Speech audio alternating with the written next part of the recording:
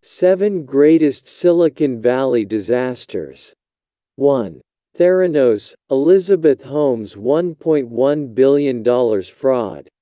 Holmes, now 38, started Theranos in 2003 at the age of 19 and soon thereafter dropped out of Stanford University to pursue the company full-time. This is what happens when you work to change things, and first they think you're crazy, then they fight you, and then all of a sudden you change the world. And I have to say, I personally was shocked to see that the journal would publish something like this.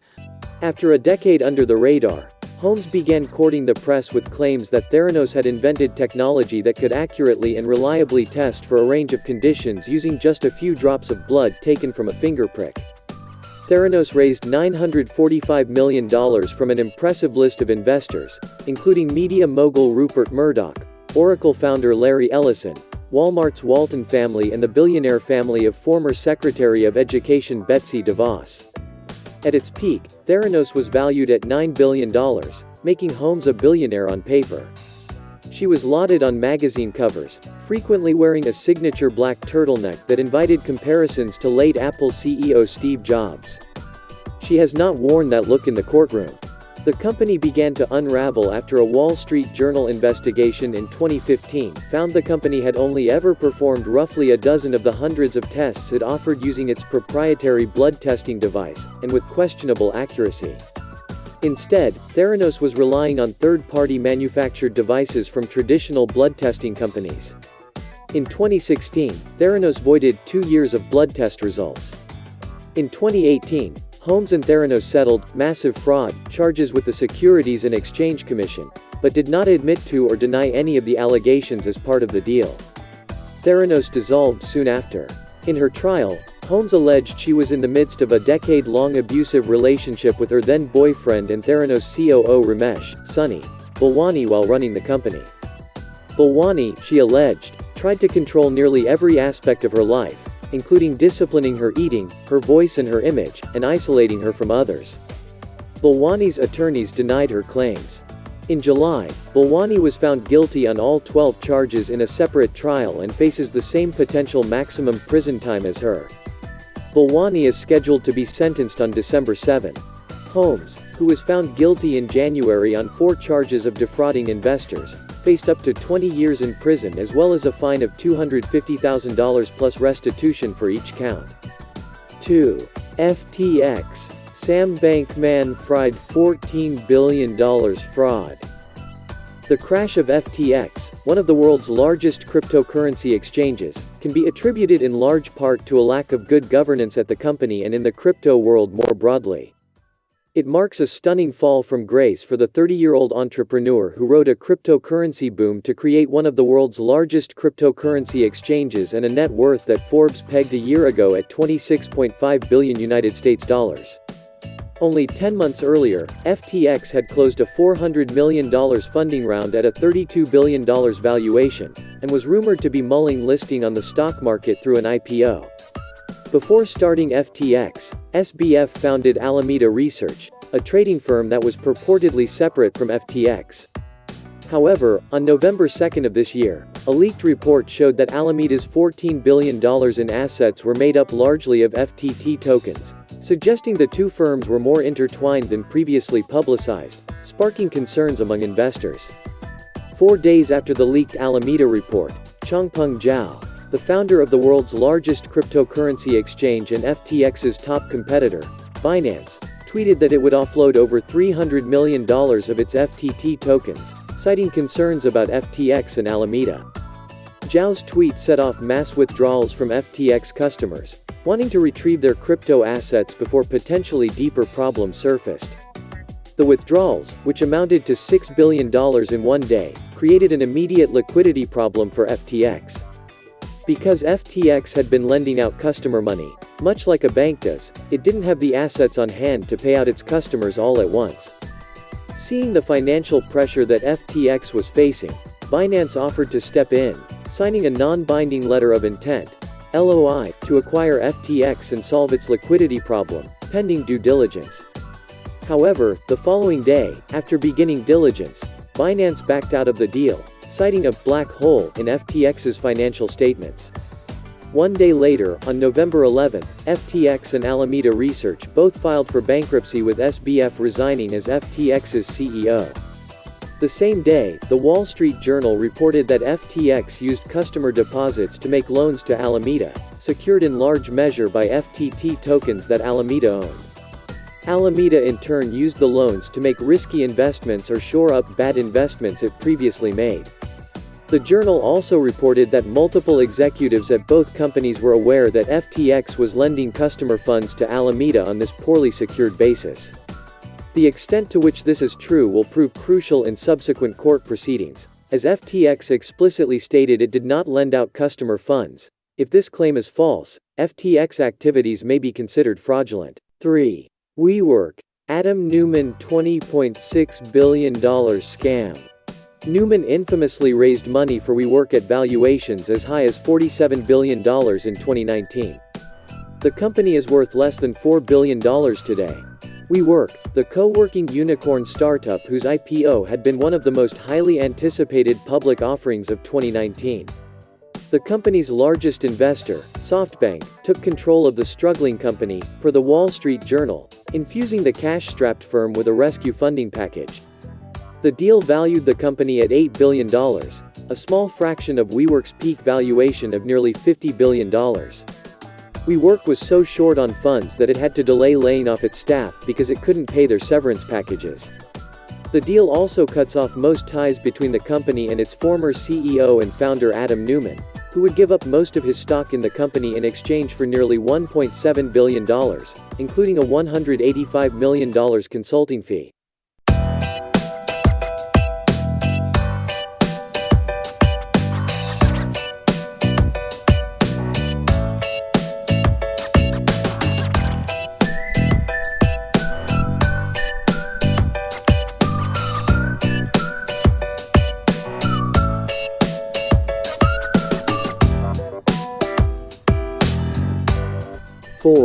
Nikola, Trevor Milton, $34 billion fraud.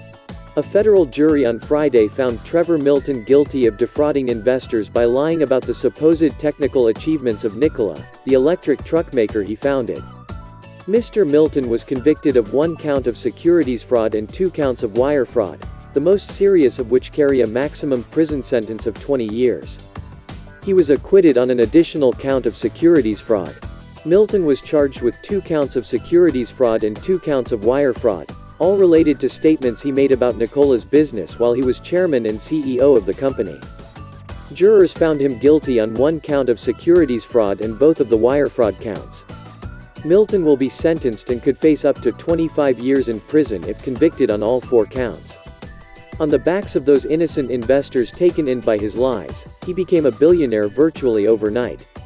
Nikola's stock price briefly surged to over $90 per share in June 2020, just days after it went public via a merger with a special purpose acquisition company. For a short period, Nikola, a company with no revenue, was more valuable than century-old Ford Motor. Milton, who remains the company's biggest individual shareholder, founded Nikola in 2014 and built it into a company valued at $34 billion when it went public, more than Ford Motor Company at one point. This is a stunning downfall for the door-to-door salesman turned billionaire who promised to revolutionize the auto industry. 5. Bernie Madoff $170 billion Ponzi scheme. Bernard Lawrence Bernie Madoff was an American financier who executed the largest Ponzi scheme in history, defrauding thousands of investors out of tens of billions of dollars over the course of at least 17 years, possibly longer. In 2009, Madoff was sentenced to 150 years in prison and forced to forfeit $170 billion as restitution. Mr. Madoff's enormous fraud began among friends, relatives and country club acquaintances in Manhattan and on Long Island, a population that shared his professed interest in Jewish philanthropy, but it ultimately grew to encompass major charities like Hadassah, universities like Tufts and Yeshiva, institutional investors and wealthy families in Europe, Latin America and Asia. The financial meltdown that began in the mortgage market in mid-2007 and reached a climax with the failure of Lehman Brothers in September 2008 was his undoing. Hedge funds and other institutional investors, pressured by demands from their own clients, began to take hundreds of millions of dollars from their Madoff accounts. By December 2008, more than $12 billion had been withdrawn, and little fresh cash was coming in to cover redemptions. Faced with ruin, Mr. Madoff confessed to his two sons that his supposedly profitable money management operation was actually one big lie. They reported his confession to law enforcement, and the next day, December 11, 2008, he was arrested at his Manhattan penthouse.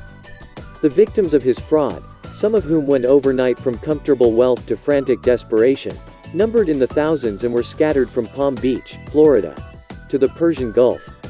The paper losses totaled $64.8 billion, including the fictional profits he had credited to customer accounts over at least 2 decades. Mr. Madoff is survived by his wife, Ruth, his brother, Peter, his sister, Sandra M. Weiner, and several grandchildren. He left nothing of his former wealth behind.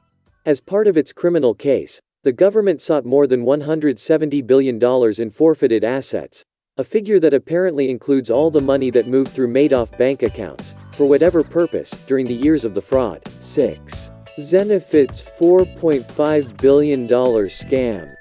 Conrad became a poster boy for Silicon Valley's billion-dollar startups, peaking last year when he raised $500 million to give Zenefits a valuation of $4.5 billion. The 35-year-old was the largest shareholder of Zenefits at the time. Zenefits touted itself as the fastest-growing software service ever, based on its free cloud human resources platform that it pitched to small businesses around the U.S. The startup makes the majority of its money off commissions when those businesses use its software to buy insurance. Once Silicon Valley's highest-flying software startup, Zenefits, which sells software that automates health insurance, payroll, and other HR functions for small businesses, raised about $583 million from investors in less than 2 years, valuing the company at an eye-watering $4.5 billion in 2015. Then, it all went wrong. Zenefits hired too many people, grew too fast, and the company culture spiraled out of control. Zenefits had frozen hiring in some departments and was reeling from Fidelity marking down its investment in the startup by 48%. Meanwhile, Conrad was also fighting revelations first reported by BuzzFeed about its business practices. Zenefits is accused of employing salespeople in multiple states who did not have the right license to sell insurance.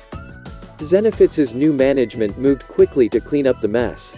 David Sachs, who took over as chief executive from Conrad, soon sent an internal memo admonishing Zenefits employees for drinking at the company's San Francisco headquarters and using the office stairwells as makeshift love nests. Cigarettes, plastic cups filled with beer, and several used condoms were found in the stairwell, Zenefits' director of workplace services told staff members in an email. Yes, you read that right. Do not use the stairwells to smoke, drink, eat, or have sex. 7. LightSail Energy. Danielle Fong $70 million fraud. The LightSail Energy saga had all the makings of an epic Silicon Valley startup success story. Danielle Fong, girl genius, drops out of a few schools, like Steve Jobs. Moves to the startup capital of the world, close Berkeley, raises big money from celebrity investors, and goes after an enormous societal problem, cheap grid-scale energy storage. The 27-year-old inventor was even backed by Bill Gates and Peter Thiel. Billionaire investors Peter Thiel, Bill Gates, and Vinod Khosla, and others invested more than $70 million in pursuit of a compressed air energy storage system that doesn't rely on underground caverns as a container. LightSail would use tanks as containers, along with a new sort of quasi-isothermal compression. Cheap, abundant energy storage could change the nature of the electric grid and transform intermittent wind and solar power into baseload energy. The nascent energy storage market is growing. The U.S. deployed 221 megawatts of storage in 2015, up 243% over 2014. But LightSail has had 2 rounds of layoffs in the last 18 months, leaving about 15 employees from what was once 60 and difficulty raising additional funds, all while pivoting to an adjacent application, gas storage tanks with a shaky path to revenue. When it comes to a startup, investor Peter Thiel believes, the lower the CEO's salary, the more likely it is to succeed. According to an article in Business Insider, Thiel believes that startup CEOs should not pay themselves more than $150,000.